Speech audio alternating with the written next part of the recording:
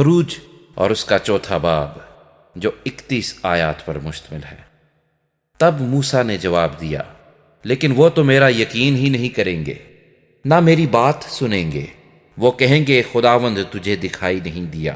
اور خداوند نے موسیٰ سے کہا کہ یہ تیرے ہاتھ میں کیا ہے؟ اس نے کہا لاٹھی۔ پھر اس نے کہا کہ اسے زمین پر ڈال دے۔ اس نے اسے زمین پر ڈالا اور وہ سانپ بن گئی، اور موسیٰ اس کے سامنے سے بھاگا۔ تب خداوند نے موسیٰ سے کہا، ہاتھ بڑھا کر اس کی دم پکڑ لے۔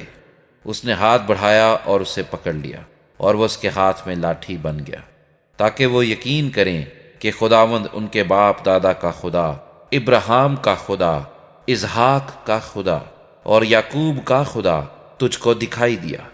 پھر خداوند نے اسے یہ بھی کہا کہ تو اپنا ہاتھ اپنے سینے پر رکھ کر ڈھانک لے۔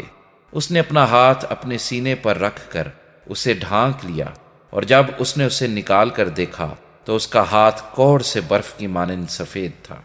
اس نے کہا کہ تو اپنا ہاتھ پھر اپنے سینے پر رکھ کر ڈھانک لے۔ اس نے پھر اسے سینے پر رکھ کر ڈھانک لیا۔ جب اس نے اسے سینے پر سے باہر نکال کر دیکھا تو وہ پھر اس کے باقی جسم کی مانند ہو گیا۔ اور یوں ہوگا کہ اگر وہ تیرا یقین نہ کریں اور پہلے معجزے کو بھی نہ مانیں تو وہ دوسرے معجزے کے سبب سے یقین کریں گے۔ اور اگر وہ ان دونوں معجزوں کے سبب سے بھی یقین نہ کریں اور تیری بات نہ سنیں تو دریا کا پانی لے کر خشک زمین پر چھڑک دینا، اور وہ پانی جو تو دریا سے لے گا خشک زمین پر خون ہو جائے گا۔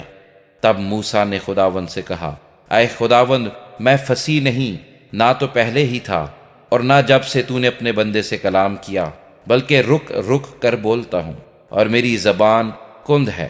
تب خداوند نے اس سے کہا کہ آدمی کا منہ کس نے بنایا ہے، اور کون گونگا یا بہرا یا بینا یا اندھا کرتا ہے؟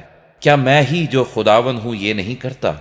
سو اب تو جا، اور میں تیری زبان کا ذمہ لیتا ہوں اور تجھے سکھاتا رہوں گا کہ تو کیا کیا کہے۔ تب اس نے کہا کہ اے خداوند، میں تیری منت کرتا ہوں کسی اور کے ہاتھ سے جسے تو چاہے یہ پیغام بھیج۔ تب خداوند کا قہر موسیٰ پر بھڑکا، اور اس نے کہا، کیا لاویوں میں سے ہارون تیرا بھائی نہیں ہے؟ میں جانتا ہوں کہ وہ فصیح ہے، اور وہ تیری ملاقات کو آ بھی رہا ہے، اور تجھے دیکھ کر دل میں خوش ہوگا۔ سو تو اسے سب کچھ بتانا اور یہ سب باتیں اسے سکھانا، اور میں تیری اور اس کی زبان کا ذمہ لیتا ہوں اور تم کو سکھاتا رہوں گا کہ تم کیا کیا کرو۔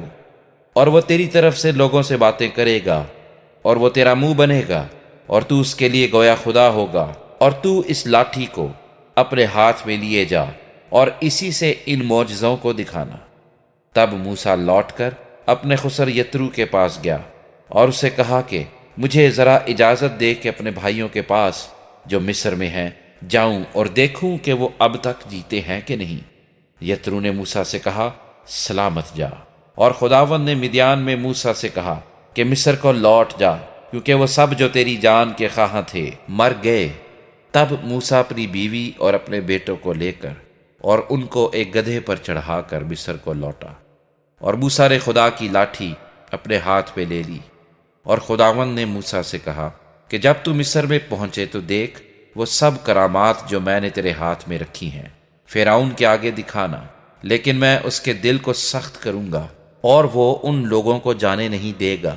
اور تو فرعون سے کہنا کہ خداوند یوں فرماتا ہے کہ اسرائیل میرا بیٹا بلکہ میرا پہلوٹا ہے، اور میں تجھے کہہ چکا ہوں کہ میرے بیٹے کو جانے دے تاکہ وہ میری عبادت کرے، اور تو نے اب تک اسے جانے دینے سے انکار کیا ہے۔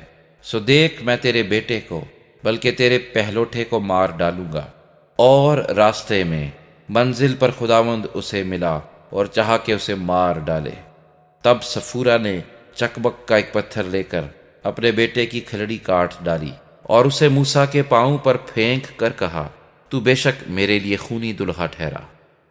تب اس نے اسے چھوڑ دیا، پس اس نے کہا کہ خطرہ کے سبب سے تو خونی دلہا ہے۔ اور خداوند نے ہارون سے کہا کہ بیابان میں جا کر موسیٰ سے ملاقات کر۔ وہ گیا اور خدا کے پہاڑ پر اس سے ملا اور اسے بوسہ دیا، اور موسیٰ نے ہارون کو بتایا کہ خدا نے کیا کیا باتیں کہہ کر اسے بھیجا، اور کون کون سے معجزے دکھانے کا اسے حکم دیا ہے۔ تب موسیٰ اور ہارون نے جا کر بنی اسرائیل کے سب بزرگوں کو ایک جگہ جمع کیا، اور ہارون نے سب باتیں جو خداوند نے موسیٰ سے کہی تھیں ان کو بتائیں، اور لوگوں کے سامنے معجزے کیے۔ تب لوگوں نے ان کا یقین کیا، اور یہ سن کر کہ خداوند نے بنی اسرائیل کی خبر لی اور ان کے دکھوں پر نظر کی، انہوں نے اپنے سر جھکا کر سجدہ کیا۔